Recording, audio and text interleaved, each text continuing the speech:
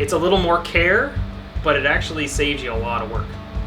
Yeah, if you take that care and that preparation and just go at it softly and bring it back, it doesn't need to be ripped down to the ground and then built back up. It's a lot more work to fully strip the table and to fully refinish it than it is just to soften the finish and kind of bring up that luster that's already there. The first thing is, what is a conservator? Because most people tend to be confused by that. There are two streams of conservation. One of them is trees and animals, and then there's the one that I am, which is the historic objects conservator. People look at something like this and they go, well, I gotta strip it all and that's so much work. When really, like, we can get this done in a day. Yeah. Leave it for a week so the finish all dries properly, and then, yeah, if you do it properly, it shouldn't be all that much work. And especially if you were doing this for a living in a business. This is the most cost-effective way. It's the best way to do it and the most cost-effective.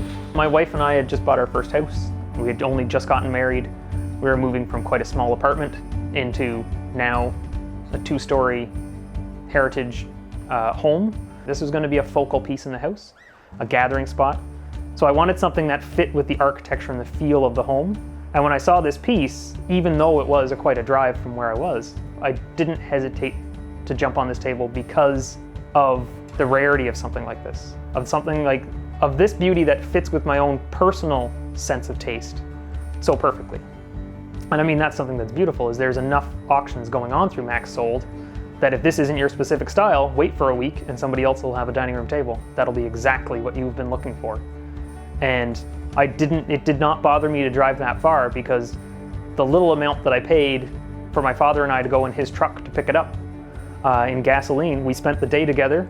We talked about furniture and wood all day and came home with a whole truckload. We came home with an entire truck and a van full of furniture that I can use in my house. I liked the connection that the people selling the stuff were involved. That was a big factor to me. I like when I buy something to know its history. I'll get more enjoyment out of it because now I'll be part of the story of this furniture. That it's not just that I went out and bought something, that I bought this thing and part of me is in this table, that I worked on this table, and whenever I look at this table, I'll remember having sat out in the workshop with my father and us spending an afternoon fixing up this table. The next purchase that I made was chairs to match. This table was sold without chairs. It was a slight hesitation because if I'm buying quarter-sawn oak Art Nouveau specifically table, how easy is it going to be to find chairs that complement it? It just happened that once again, MaxSold, there was a person who was selling off pieces of their estate, and I found chairs which beautifully match. That they're quarter-sawn oak chairs. They're a nice, elegant style that go with it. A full set of chairs for the table when it's fully pulled out. We have extra chairs. And the same with the table. The price on the furniture was extremely approachable. I, as a new homeowner and someone starting my life with my new wife, I can buy this on my budget and have a piece of furniture that I can pass on to my grandchildren. And they'll be able to pass on to their children.